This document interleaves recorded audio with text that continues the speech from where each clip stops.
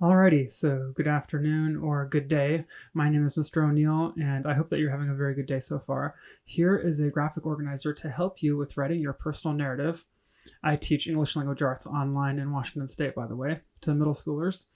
So if you need help writing your personal narrative, you can go ahead and use this graphic organizer.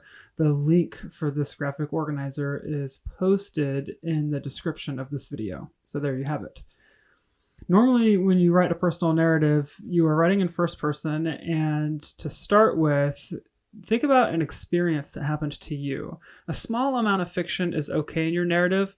It's important here to check the rubric for your writing assignment because different writing assignments have different rubrics and different expectations. But most of the time when you're writing a first-person narrative, a small amount of fiction is okay. Double check with your teacher or instructor, professor. You are the narrator and also one of the characters in your story. Begin your narrative with one or two sentences of narrator voice and then introduce the scene and the characters. You can introduce the scene and the characters with your narrator voice, and then once you have two sentences of your narrator introducing the scene and the characters, jump straight into the dialogue between yourself and other characters, which is more exciting to read than just narration the whole time. That's a very important point to think about. The more dialogue you have in your narrative, the more exciting it's going to be to read. And the more engaging it'll be.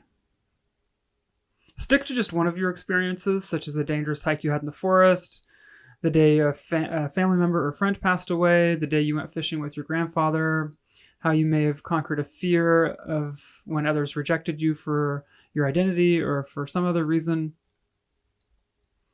Like we talked about, introduce the characters, present the conflict, use dialogue, explain what happened in chronological order in terms of time and space.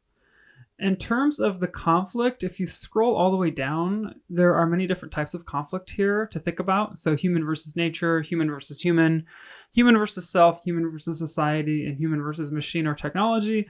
Some of these may combine into different combinations.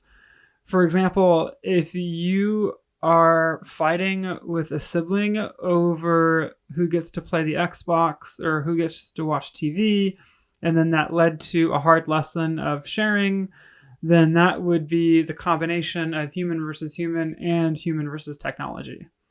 So whatever conflict you have in your story, there could be a combination of these factors. Once you've written the beginning part of your narrative, probably about a page, maybe a little bit less than a page, then go ahead and write the middle part of your narrative. Continue to use dialogue, develop the events in your story, continue to develop the conflict. How are you responding to problems? How are other characters in your narrative responding to problems? Don't forget to use descriptive language. For example, I sprinted through the thick green shrubs is more descriptive than I ran through the shrubs.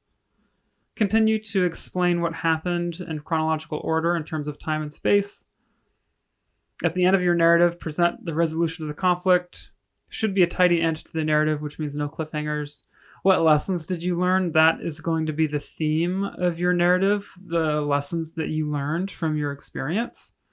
Once again, make it a singular experience, such as a dangerous hike in the forest, the day that you went with your family to the carnival or the fair.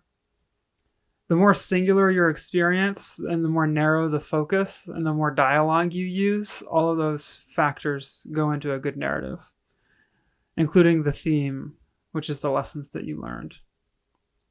You may have had other friends or family members learn lessons too.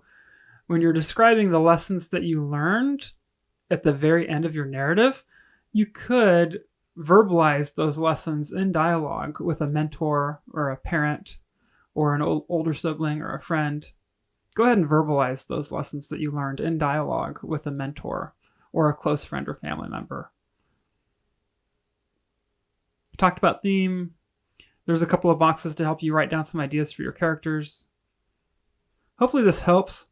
I did make a different video on how to properly format a narrative, and you can check out that video if you want. If you go into my channel and look at all my videos, you'll see another video there on how to format a narrative. I also made another video on how to write a narrative from the third person. You can check that out if you like. Have a good day, and we'll talk to you later.